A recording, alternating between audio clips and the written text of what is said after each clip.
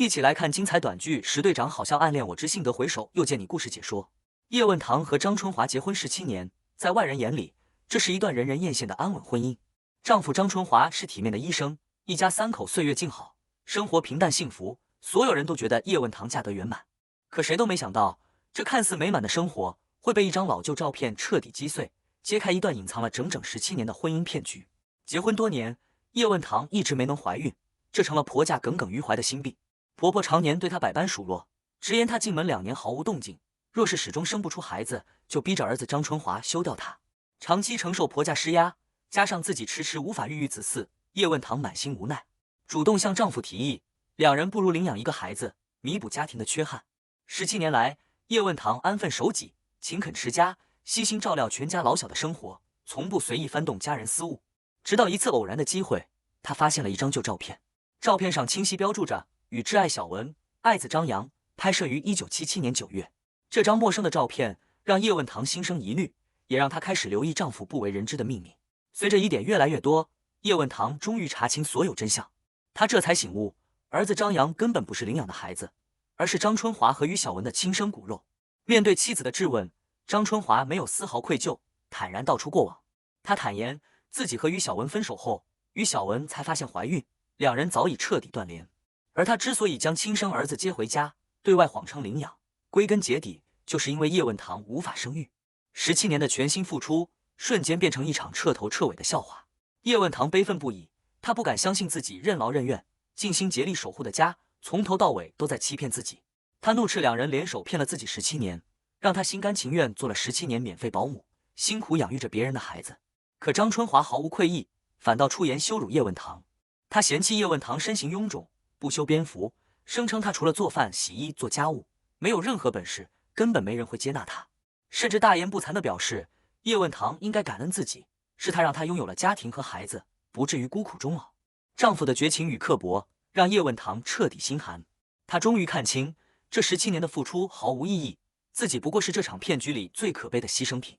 张春华见叶问堂情绪激动，担心两人的争执闹大，影响自己晋升医院副主任的前程，连忙放缓语气辩解。他推脱过错，称自己原本也想要一个属于两人的孩子，奈何叶问堂无法生育，他才不得已出此下策。这番虚伪的辩解彻底打碎了叶问堂最后的幻想。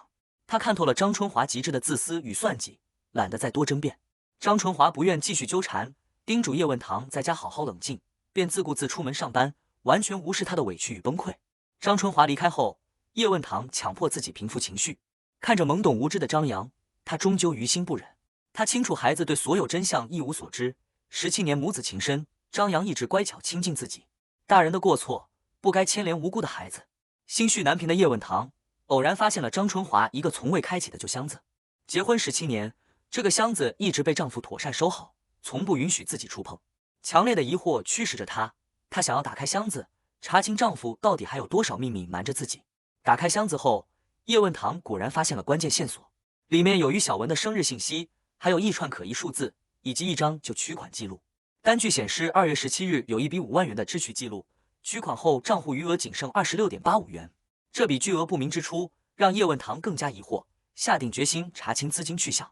为了打探真相，叶问堂收拾出门买菜，途中偶遇邻居李婶，简单寒暄几句后，惦记着孩子放学，便匆匆道别离开。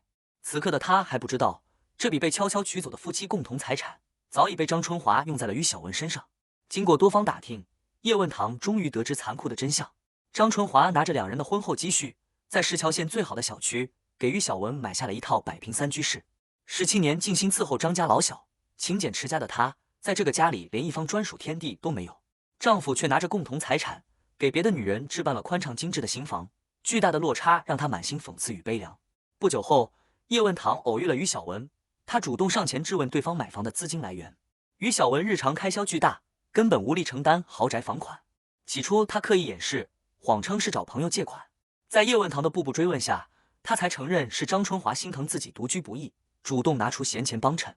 于小文还故作委屈，声称自己一直把叶问堂当最好的朋友，从未想过伤害他，自己只是孤身多年太过辛苦，张春华的帮扶只是出于同情。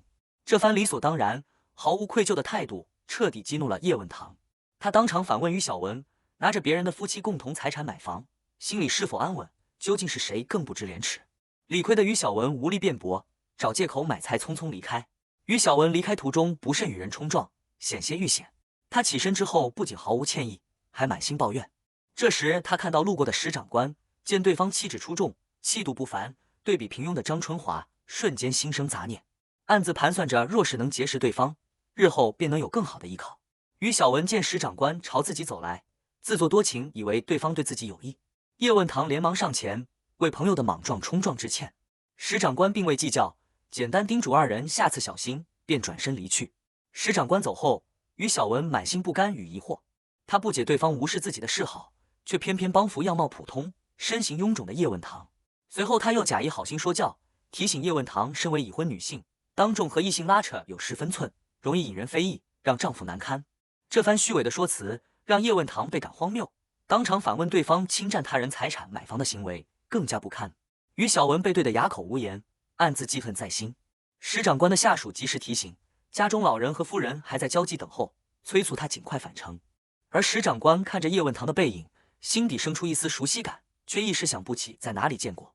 就在这时，多年未见的苏水水认出了叶问堂。苏水水感慨他模样变化很大，唯独双眼依旧如初。他回忆起小学时期，家境贫寒的自己吃不起饭，是善良的叶问堂常常分一半饭菜接济他，这份恩情他一直铭记至今。为了报答旧恩，苏水水特意拿出多件新衣服送给叶问堂。叶问堂连忙推辞，称自己衣物充足，无需破费。苏水水态度坚决，执意让他收下，还贴心告知衣服进价实惠，劝说他不要终日围着家庭打转，无论婚姻状态、身材样貌如何，与人都该好好打扮，善待自己。叶问堂收下衣服后匆匆回家，刚进门就被儿子张扬追问是否买了新衣服。不等他回应，张春华便满脸不悦地开口指责他数落叶问堂整日居家做家务，无需添置新衣。得知衣服仅花费50元，依旧怒火中烧，斥责他挥霍败家，不懂勤俭。张春华不停抱怨家庭开销大，孩子学费高昂，直言叶问堂常年不上班，身形肥胖，根本不配穿新衣服。一旁的张扬也顺着父亲的话，直言温柔漂亮的于姨才配得上好东西。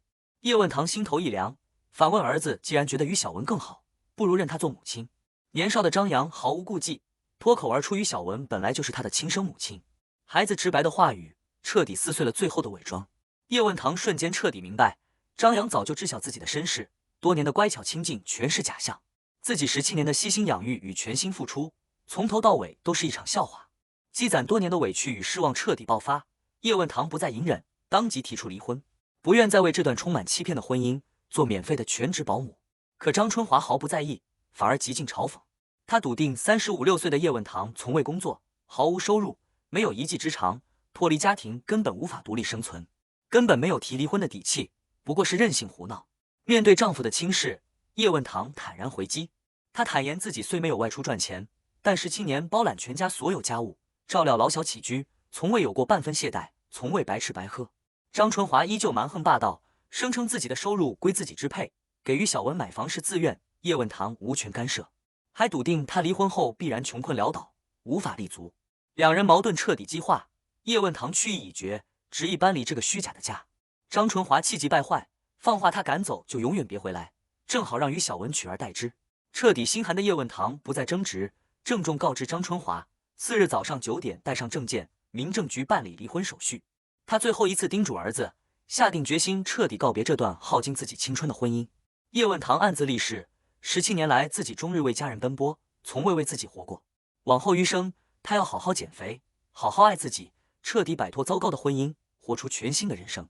为了谋生，他打算在工人密集的棉纺厂附近摆摊卖早餐，凭借自己的厨艺自力更生，还计划提前考察摊位，学习经营技巧。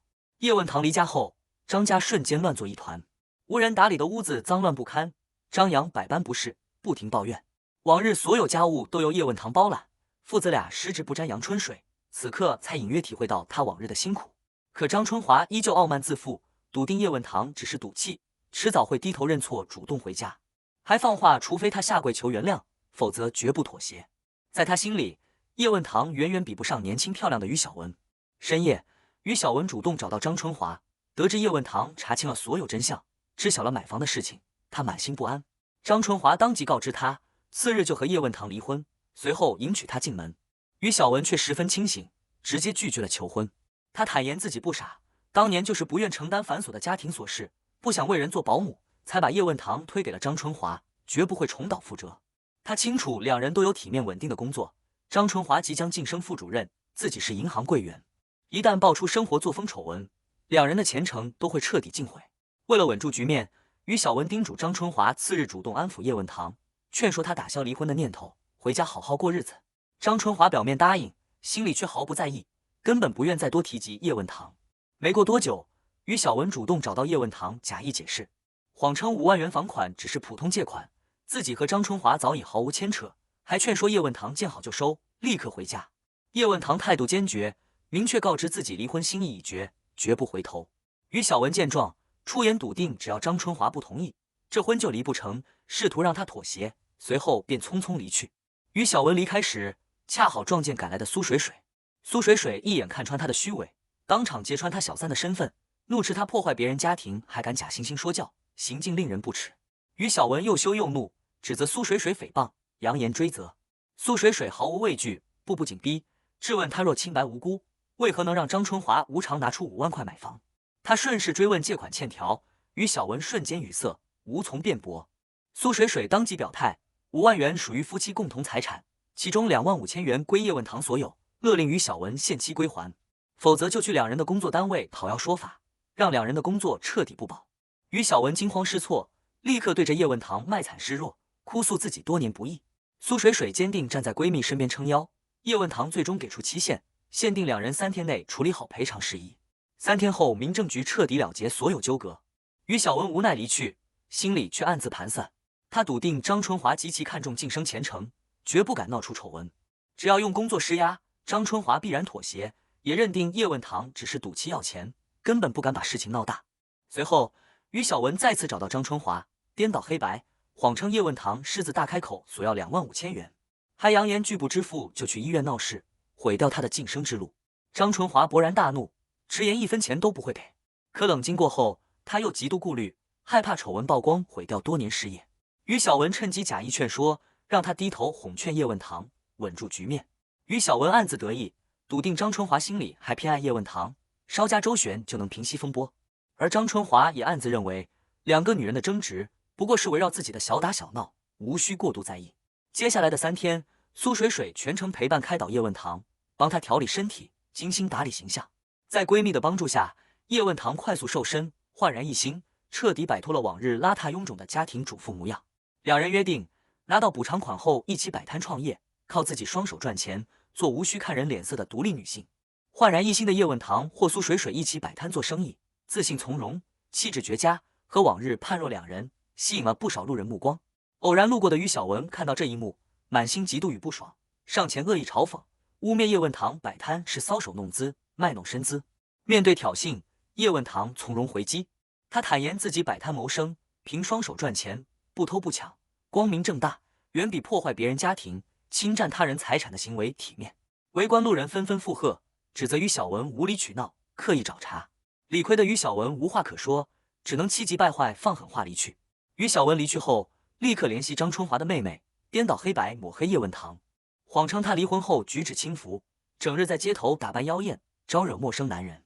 张春华的妹妹轻信谣言，立刻将此事告知哥哥。满心诧异的张春华当即驱车赶往菜市场，想要亲眼核实真相。抵达菜市场后，张春华彻底愣住。瘦身蜕变后的叶问堂身姿挺拔，气质优雅，自信从容打理摊位，早已没有往日唯唯诺诺、臃肿卑微的模样，瞬间让张春华心生异动。他立刻上前拦住叶问堂，一改往日刻薄冷漠，放低姿态主动道歉，承认自己之前口不择言，言语伤人，恳请叶问堂原谅，跟自己回家好好过日子。面对张春华的假意求和，叶问堂态度冰冷，断然拒绝。他明确告知对方，3天期限已到，若是拒不支付2万5千元补偿款，自己立刻前往医院找他的领导，揭穿他所有的所作所为。张春华慌忙阻拦，质问他为何非要毁掉自己的前程。叶问堂字字铿锵，细数自己17年的付出，坦言自己尽职尽责做好妻子、母亲、儿媳的本分，从未亏欠张家任何人。可张春华却用欺骗、辜负和冷暴力耗尽了他的整个青春。硬行不通，张春华便开始打感情牌。他假意忏悔多年的疏忽与冷落，心疼叶问堂在外摆摊辛苦，承诺往后好好待他，不再分房居住，用心经营家庭。说着便伸手想要触碰叶问堂，叶问堂极度抗拒的后退躲开，厉声制止他的动作。他戳破对方的虚伪，提出唯一条件：若是真心悔改，就让与小文卖房归还5万块夫妻共同财产，交由自己保管。这句话彻底撕开了张春华的伪装，他瞬间翻脸，怒斥叶问堂满眼只有钱财，贪得无厌。彻底看清对方嘴脸的叶问堂心如死灰，直言他就是彻头彻尾的人渣，耗尽自己17年青春，欺骗消耗自己，却不愿付出半点代价。这2万5千元是自己应得的青春补偿，必定要拿到。见张春华依旧拒不妥协，叶问堂不再废话，转身就准备去医院揭发一切。苏水水立刻开车跟上，全力支持闺蜜维权，势必要让张春华为自己的过错付出代价。张春华彻底慌了，急忙驱车追赶阻拦。他深知作风丑闻一旦曝光，晋升无望，事业尽毁，名声扫地，万般无奈之下，只能被迫妥协。张春华表示无法一次性拿出全款，苏水水当即敲定方案，当日先行支付1万元，剩余1万5千元，每月偿还500元，2年半结清，同时立下正规欠条作为凭证。叶问堂定下最终约定，次日早上9点，双方携带现金、欠条和证件前往民政局办理离婚手续。若张春华再次食言，他绝不姑息，直接曝光所有事情。走投无路的张春华只能被迫答应，心中满是不甘，暗自气愤叶问堂步步紧逼，只能找母亲借钱凑款。次日清晨，张春华依旧自负，笃定叶问堂只是虚张声势，根本舍不得离婚。可看到精心打扮、气场全开的叶问堂，他又误以为对方是刻意盛装，想要挽回这段婚姻，刺激自己。两人碰面后，叶问堂仔细核对现金与欠条，确认无误后，径直走进民政局办理离婚手续。工作人员见两人年纪不小，养育孩子多年，疑惑询问孩子抚养问题，担心孩子受委屈。叶问堂坦然告知工作人员，张扬并非自己的亲生儿子。这番话让工作人员十分诧异，现场低声议论，纷纷吐槽破坏他人家庭的不耻行为。17年的荒唐婚姻终于彻底落幕。走出民政局的叶问堂一身轻松，彻底摆脱了压抑多年的枷锁。苏水水由衷为他开心，提议请客庆祝。叶问堂笑着推脱，坚持用自己未来的收入请客，庆祝自己重获新生。彻底解脱的叶问堂更加坚定了自力更生的想法。他决定专心经营早餐摊，自主创业，不靠他人，从此不用看人脸色，忍气吞声。苏水水全力支持他，不仅帮他挑选优质摊位，还叮嘱他好好打扮，用心生活，弥补过往10几年的委屈，还为他引荐老中医，帮他调理常年操劳受损的身体。另一边，离婚后的张春华依旧傲慢偏见，他笃定离异的叶问堂毫无生存能力，晚年必然孤苦无依，根本无法活出像样的人生，静静等着看他落魄收场。此后，叶问堂专心经营早餐摊，凭借精湛的厨艺做出的葱油饼等小吃味道绝佳，口感出众，摊位客源不断，生意火爆。靠着自己的双手和努力，他收获了满满的成就感，彻底摆脱了往日的卑微压抑，内心愈发独立、自信、丰盈，真正活成了耀眼的独立女性。某天，一位年长的老先生来到摊位前，吃完葱油饼后久久不肯离去。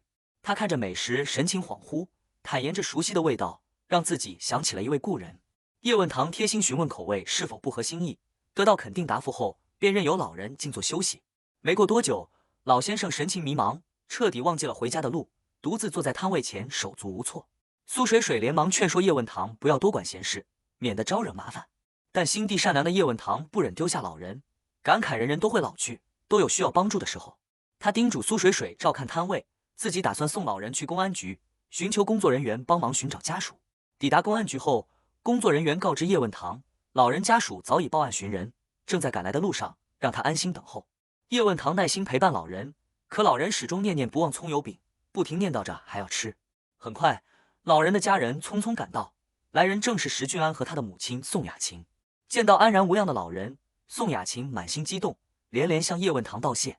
他一眼认出叶问堂就是此前2次出手帮助自己的好心人，心中满是感激。宋雅琴看着蜕变后的叶问堂，忍不住感慨他变化极大，几乎认不出来。他立刻向儿子石俊安介绍，这是自家的救命恩人。石俊安看着从容大方的叶问堂，心底依旧存有熟悉感，却始终想不起此前的偶遇。宋雅琴不停夸赞叶问堂心地善良，厨艺精湛，直言5星级大厨的手艺都比不上他的家常菜。能娶到她这样温柔贤惠、能干善良的女人，是天大的福气。同时，他也忍不住吐槽儿子石俊安眼光挑剔，常年单身，身边同龄人早已成家立业，儿孙绕膝，唯独自己迟迟抱不上儿媳和孙女，满心遗憾。叶问堂温柔宽慰宋雅琴，坦言缘分强求不得，时机成熟自然水到渠成，还暖心夸赞宋雅琴气质出众，岁月从容，毫无老态。一番真诚温柔的话语，哄得宋雅琴满心欢喜，直言若是早几年相识，定然极力撮合他和自己的儿子。只可惜缘分错过，令人惋惜。为了感谢叶问堂的倾力相助，宋雅琴特意拿出丝巾、坚果礼盒等贵重礼品赠予他。叶问堂再三推辞无果，只能心怀感激收下礼物。礼品繁多，携带不便，宋雅琴执意让儿子石俊安驱车送叶问堂返程。一路上，叶问堂多次推辞，不愿麻烦对方，担心弄脏对方衣物，引来闲话。抵达目的地后，叶问堂真诚道谢，石俊安却主动表示自己欠他2次人情，往后但凡有需要，自己随时鼎力相助。叶问堂回到摊位后，苏水水打趣他脱离不幸婚姻后，桃花运悄然开启，结识了优质靠谱的石长官。叶问堂简单讲述了救助老人的经过，两人闲聊几句后，继续专心打理摊位生意。摊位生意火爆，引得隔壁粥铺老板心生嫉妒，时常暗自针对，脸色不善。但叶问堂或苏水水心态平和，专心做好自家生意，用心服务顾客，从不与人争执。时隔1个多月，张春华的妹妹路过摊位，看到身形苗条、气质出众、生意红火的叶问堂，满脸难以置信。他依旧端着亲戚的架子上前，想要白吃白占，占便宜。叶问堂明确告知对方，自己早已和张春华离婚，两人再无任何牵扯，对方不必再以嫂子相称。张春华的妹妹满心不解，直言叶问堂能嫁给自己的哥哥是高攀，绝不可能主动舍得离婚。叶问堂懒得过多解释，只是反问他是否想听张春华的所作所为。对方瞬间收敛姿态，不敢纠缠。围观路人纷纷劝解，指责他不该仗着亲戚关系无理取闹，肆意占便宜。张春华的妹妹颜面尽失，只能悻悻离去，心里依旧记恨叶问堂，暗自盘算着伺机报复，让他无法安稳摆摊。与此同时，独自生活的张春华日子过得一团糟，家中无人收拾打理，脏乱不堪，宛如猪圈。张母上门探望，看到颓废消瘦的儿子，乱糟糟的屋子，满心气愤，依旧不分对错，怒斥叶问堂任性妄为，抛头露面摆摊，丢尽张家脸面，丝毫没有反思自己儿子的过错。而张春华默默听着母亲的数落，满心懊悔，却早已无力挽回一切。